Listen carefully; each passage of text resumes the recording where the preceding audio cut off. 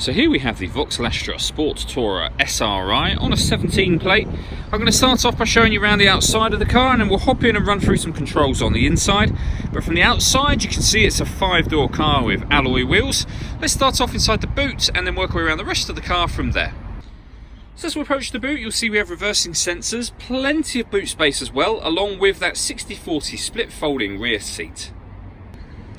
Okay, so we're just going to work our way back round to the front of the car, and then we'll hop in and run through some controls on the inside. But now that we've done a full circle of it, you can see it's in excellent condition the whole way round. Just briefly before we climb in, I think it's well I see the interior from this exterior point of view. There's plenty to run through on the dashboard, so let's hop in and we'll do that now.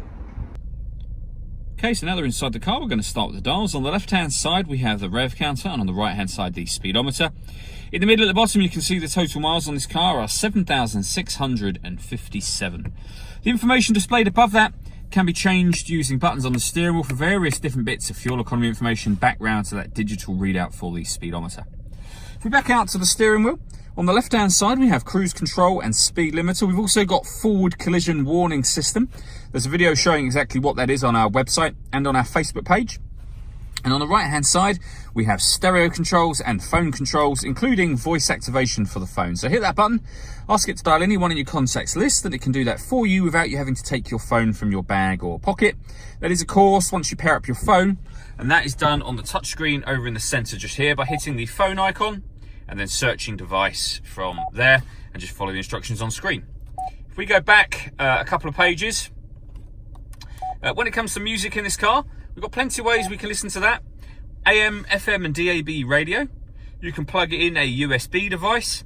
If you plug in a smartphone like your Apple phone, for example, you will get Apple CarPlay. And we've got Bluetooth audio as well. So once you pair your phone, not only can you make and receive phone calls, but you'll also be able to stream your music wirelessly as well.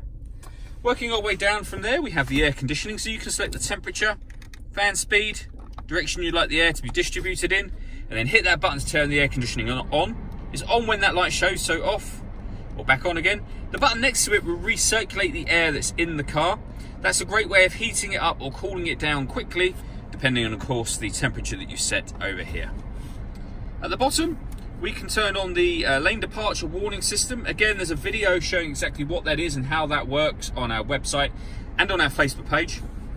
You can turn off the parking sensors from here or back on again, and that button will turn off the traction control. Finally, we have a 5-speed manual gearbox and a 12-volt charging socket underneath that cap. All that leaves me to say is thank you for taking the time to watch this video. If you'd like to come and see the car in person and have a test drive, please feel free to call any of our MJA sites. We'd love to hear from you soon.